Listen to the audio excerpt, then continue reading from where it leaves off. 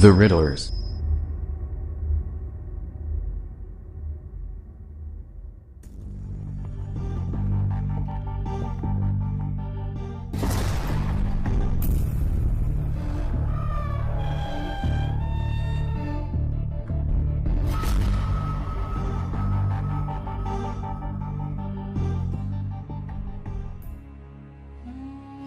La decisión de enviar a Jesús al planeta surgió después de ver cómo la humanidad había entrado en una rueda de oscuridad e hipnosis muy elevada. Enki decidió traer físicamente a uno de los seres de la luz más elevados del grupo más cercano a la fuente original.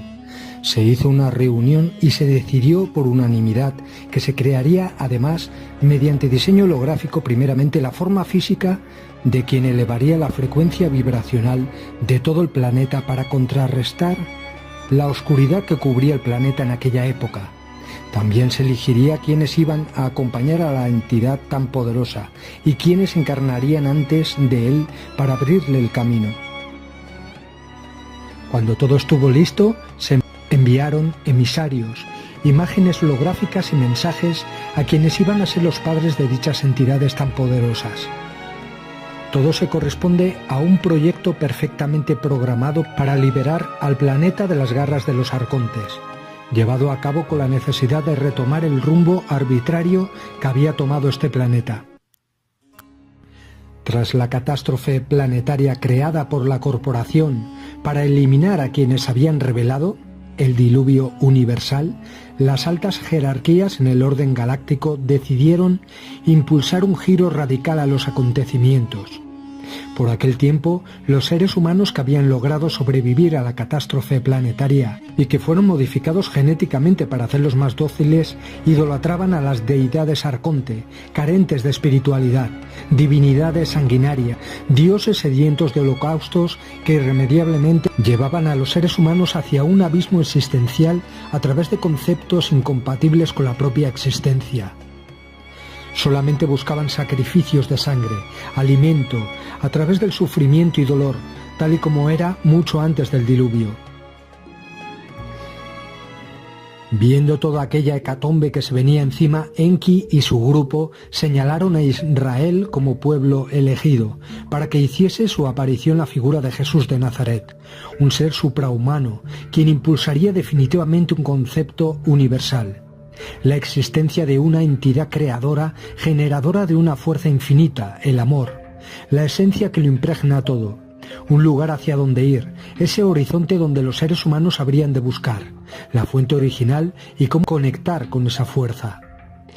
En esta obra de máxima importancia previamente a la llegada a la Tierra de un emisario de las altas jerarquías cósmicas, Jesús de Nazaret requirió necesariamente para ese espíritu avanzadísimo y poderoso de un cuerpo físico con unas características especiales y sin ningún fallo posible, y con el ADN activado por completo.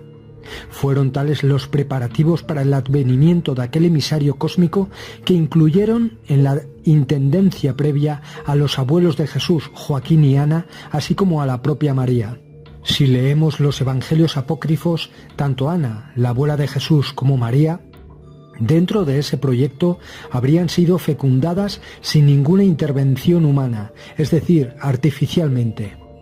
Aquella entidad superior extraterrestre, Jesús de Nazaret, deslumbró a los seres humanos con su mensaje de amor y fraternidad, y maravilló también con sus milagros, devolviendo la vista a ciegos, sanando a leprosos y paralíticos, resucitando a los muertos, multiplicando panes y peces o convirtiendo el agua en vino, unos hechos extraordinarios que denotaban su naturaleza sobrehumana y un poder psíquico excepcional. María fue también engendrada de la misma manera, era híbrido, y por lo tanto compatible con engendrar a Jesús. Se dice que su madre era estéril, no podría tener hijos, y eso la afligía. Su padre Joaquín estaba muy preocupado con este hecho, hasta que un día se le presentó un ángel. En los escritos pone lo siguiente: Sábete pues que Ana, tu mujer, va a darte a luz una hija, a quien tú impondrás el nombre de María. Esta vivirá consagrada a Dios desde su niñez en consonancia con el voto que habéis hecho, y ya desde el vientre de su madre se verá llena del Espíritu Santo. No comerá ni beberá cosa alguna impura, ni pasará su vida entre el bullicio de la plebe, sino en el recogimiento del templo del Señor, para que nadie pueda llegar a sospechar ni a decir cosa alguna desfavorable de ella. Y cuando vaya creciendo su edad, de la misma manera que ella nacerá de madre estéril, así, siendo virgen, engendrará a su vez de manera incomparable al Hijo del Altísimo. El nombre de éste será Jesús, porque de acuerdo con su significado ha de ser el Salvador de todos los pueblos. Lo tenían todo bien preparado, para que no hubiera percance alguno en el embarazo. Diseñaron un ser, María, que fuera compatible para dar a luz a Jesús, tanto físicamente como de alma. En el libro apócrifo sobre la Natividad de María pone lo siguiente: cada día usaba exclusivamente para su sustento el alimento que le venía por manos del ángel, repartiendo entre los pobres el que le daban los pontífices. Frecuentemente se veía hablar con ella a los ángeles, quienes la obsequiaban con cariño de íntimos amigos. Y si algún enfermo lograba tocarla, volvía inmediatamente curado a su casa. María era instruida por el grupo de Enki. Además, María poseía el poder de la sanación. Al ser un híbrido, tenía activadas las cadenas de ADN también. Y seguramente poseía más poderes de lo que se cuenta en los escritos. El pasaje de la aparición del ángel es relatado así en el texto del libro sobre la Natividad de María. Dice lo siguiente: en estos mismos días, es decir, al principio de su llegada a Galilea, fue enviado por Dios el ángel Gabriel, para que le anunciase la concepción del Señor y para que la pusiera al corriente de la manera y orden como iba a desarrollarse este acontecimiento. Y así, entrado que hubo hasta ella, inundó la estancia donde se encontraba de un fulgor extraordinario. Después la saludó amabilísimamente en estos términos: Dios te salve María, Virgen gratísima al Señor, Virgen llena de gracia, el Señor está contigo, tú eres más bendita que todas las mujeres y que todos los hombres que han nacido hasta ahora. La Virgen, que estaba bien acostumbrada a ver rostros angelicales y a quien le era familiar el verse circundada de resplandores celestiales, no se asustó por la visión del ángel, ni quedó aturdida por la magnitud del resplandor, sino que únicamente se vio sorprendida por la manera de hablar de aquel ángel, de aquel ser. Y así se puso a pensar a qué vendría saludo tan insólito, qué pronóstico podría traerle y qué desenlace tendría finalmente. El ángel, por inspiración divina, vino al encuentro de tales pensamientos y le dijo: No tengas miedo, María, de que en este mi saludo vaya velado algo contrario a tu castidad. Precisamente por haber escogido el camino de la pureza, has encontrado gracia a los ojos del Señor, y por eso vas a concebir y dar a luz un hijo sin pecado alguno de tu parte. Este será grande, pues extenderá su dominio de mar a mar, y desde el río hasta los confines de la tierra. Será llamado Hijo del Altísimo, porque quien va a nacer humilde en la tierra está reinando lleno de majestad en el cielo.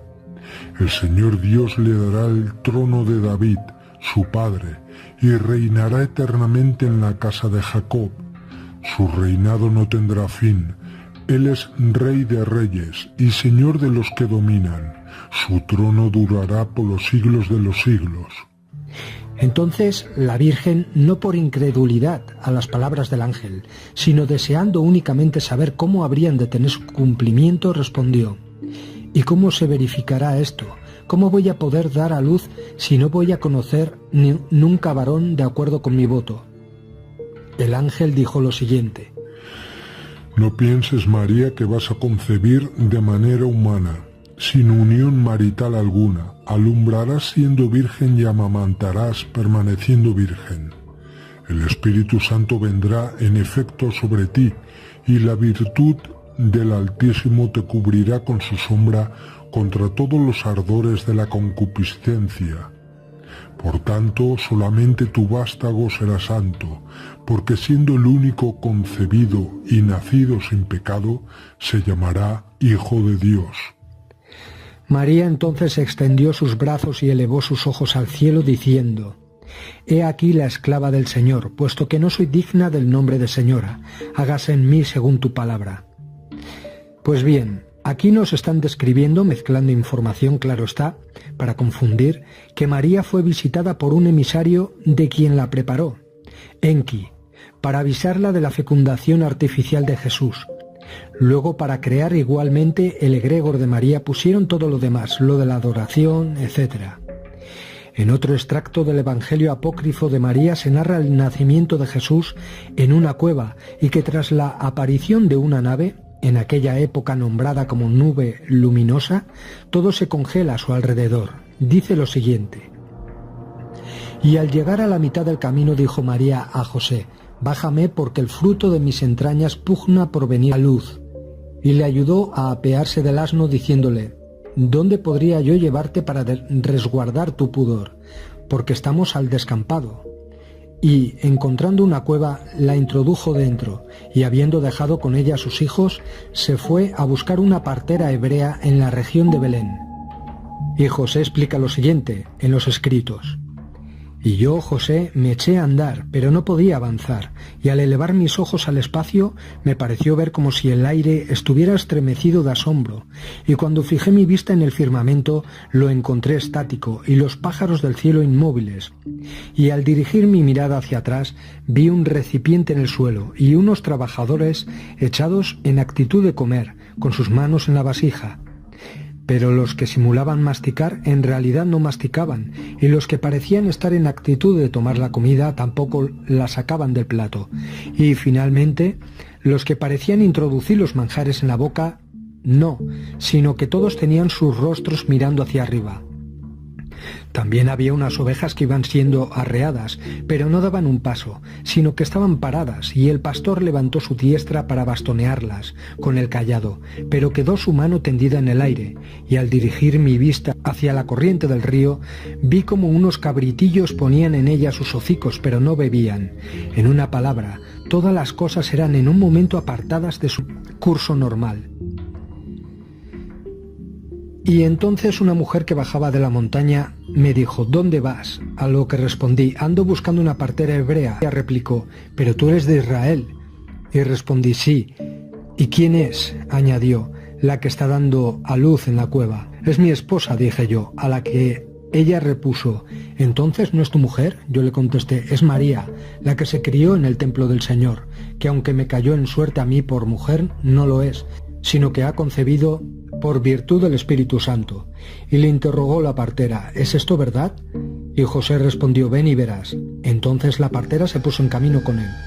Al llegar al lugar de la gruta se pararon, y he aquí que ésta estaba sombreada por una nube luminosa. Y exclamó la partera: mi alma ha sido engrandecida hoy, porque han visto mis ojos cosas increíbles, pues ha nacido la salvación para Israel. De repente la nube empezó a retirarse de la cueva, de la gruta, y brilló dentro una luz tan grande que nuestros ojos no podían resistirla. Esta por un momento comenzó a disminuir hasta tanto que apareció el niño y vino a tomar el pecho de su madre María. La partera entonces dio un grito diciendo: grande es para mí el día de hoy, ya que he podido ver con mis propios ojos un nuevo milagro. Los encargados de la seguridad de Jesús, los ángeles, componentes del grupo de Enki, estaban en ese lugar vigilando que ningún adversario se diera cuenta de lo que ocurría.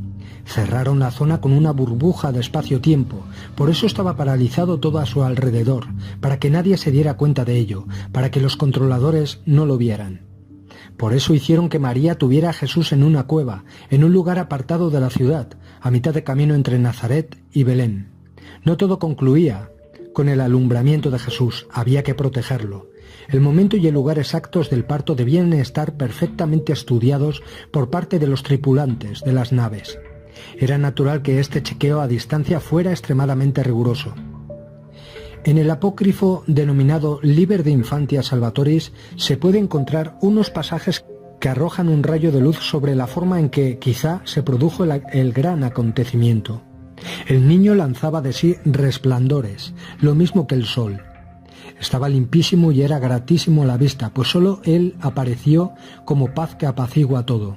Aquella luz se multiplicó y oscureció con su resplandor el fulgor del sol, mientras que esta cueva se vio inundada de una intensa claridad.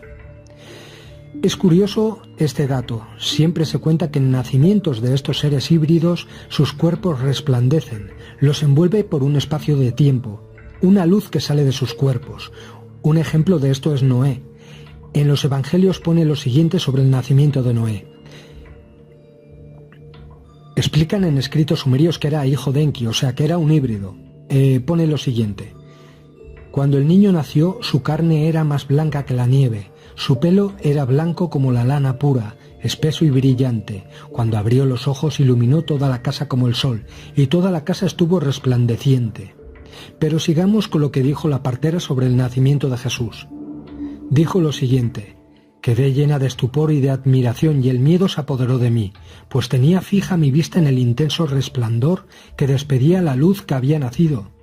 Y esta luz fue poco a poco condensándose y tomando la forma de un niño, hasta que apareció un infante, como suelen ser los hombres al nacer. Yo entonces cobré valor, me incliné, le toqué, le levanté en mis manos con gran reverencia y me llené de espanto al ver que tenía el peso propio de un recién nacido. Lo examiné y vi que no estaba manchado lo más mínimo. Pues bien, la misión de traer a este planeta Jesús, como a otros tantos avatares que han venido, fue la de ascender la frecuencia vibratoria del planeta, de liberar a la humanidad, pero como he dicho anteriormente, los componentes de la corporación hacen todo lo posible por rastrearlos, ubicarlos y eliminarlos. Después reescriben sus vidas a su manera y crean egregores para absorber las energías de adoración que les envían. Por eso en esta época se envían avatares mucho mejor camuflados, para evitar ser eliminados tan rápidamente. El trabajo de estos avatares es hecho desde dentro y son camuflados para no levantar sospechas. Es por eso que la corporación realiza la recogida de ADN de todo aquel que encarna en el planeta para buscar a estos enviados. En los escritos religiosos que han mezclado hechos reales con falsedades, por ejemplo, en los acontecimientos que circularon en torno a Jesús. Quien envió a Jesús al planeta fue el propio Enki. Mediante inseminación artificial fecundó a María, con una tecnología de inseminación a distancia, con un haz de energía cargada con esos genes que crearían la forma física de Jesús. María, desde su niñez, fue diseñada e instruida por el grupo de Enki para fecundar y cuidar a Jesús. Todo fue llevado en secreto, hasta que se dieron cuenta de esto los componentes de la corporación y lo manipularon todo en favor de ellos mismos para crear el egregor de Jesús después de su asesinato, claro. Como vieron que era muy difícil eliminar de la faz de la tierra toda información y rastro de Jesús, lo que hicieron fue crear historias o modificarlas para llevarlo a su terreno, pero no pudieron, ya que había demasiados escritos sobre su presencia en la tierra y demasiadas pruebas. Como no pueden, según las leyes cósmicas, eliminar datos de golpe, hacen la trampa, lo modifican sutilmente y crean una historia acorde a sus intereses. Cambiaron datos y fechas para hacer coincidir su nacimiento y asesinato con alineamientos de astros y numerología, equinoccios, para facilitar la absorción energética de los humanos en estado de adoración y de esa manera dar alimento a sus deidades, los llamados arcontes, sus dioses.